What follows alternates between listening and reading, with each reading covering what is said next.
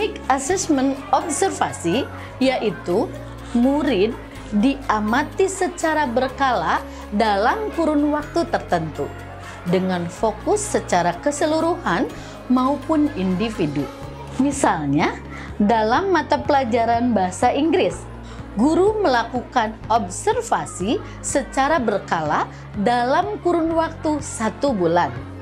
Dalam proses observasi tersebut, guru mengamati bagaimana peningkatan kepercayaan diri murid dalam berbicara menggunakan bahasa Inggris selama dalam kelas. Teman-teman, gimana kalau tugas dari Bu Belen kita buat dalam bentuk drama? Kemudian kedua, yaitu teknik asesmen performa, di mana asesmen performa ini dapat berupa praktik seperti presentasi, pidato, melakukan gerakan atau permainan dalam olahraga dan sejenisnya. Lalu, bisa juga menghasilkan produk, misalnya berupa membuat karangan, puisi, atau brosur. Selain itu, bisa juga melakukan proyek atau membuat portofolio. Ibu bapak bisa memberikan keleluasaan pada murid untuk menentukan hal seperti apa yang bisa menjadi bukti kemajuan belajar mereka, sehingga produk yang dihasilkan pun beragam dan sesuai dengan minat murid. Ketiga, yaitu tes tertulis atau lisan yang digunakan untuk menguji pengetahuan murid terhadap suatu hal. Biasanya, teknik ini digunakan hanya sebatas untuk menguji level pengetahuan yang sifatnya lebih menghafal saja. Padahal, sebenarnya asesmen ini juga dapat digunakan untuk menguji level pemahaman murid dengan mengajak mereka merefleksikan suatu konsep dan mengaitkannya terhadap kehidupan sehari-hari melalui studi kasus. Dalam melakukan asesmen, tentu saja akan ada beberapa instrumen yang diperlukan dalam prosesnya. Pertama, instrumen rubrik, yaitu sebuah panduan yang dibuat untuk menilai dan mengevaluasi kualitas capaian murid dengan menggunakan rubrik skor tertentu.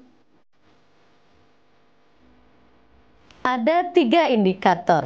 Setiap indikator dibuat masing-masing 4 kategori capaian.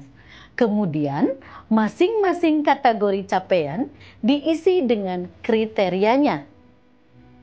Kriteria-kriteria inilah yang menjadi panduan guru dalam menilai capaian murid.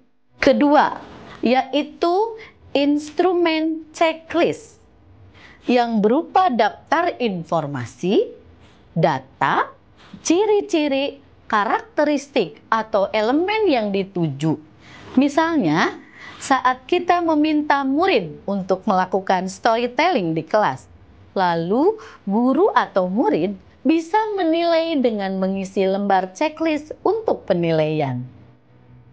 Ketiga, yaitu instrumen catatan anekdotal, merupakan catatan singkat hasil observasi pada murid.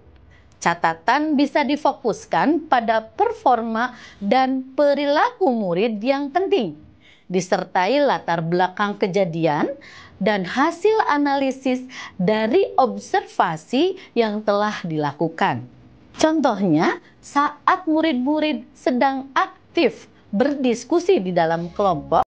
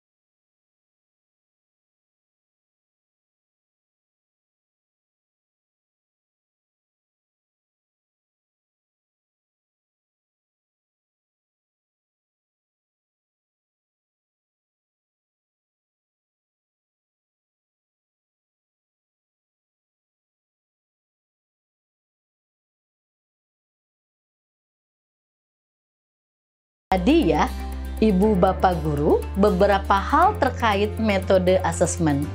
Setelah mengikuti kelas ini, kita jadi tahu bahwa dengan pembelajaran paradigma baru, asesmen harus lebih mampu mengakomodir keseluruhan proses belajar murid sesuai kebutuhan. Pastinya, sekarang sudah lebih siap dong untuk menerapkan asesmen proses belajar murid yang lebih bermakna. Salam dan bahagia, Ibu dan Bapak Guru hebat. Sampai jumpa.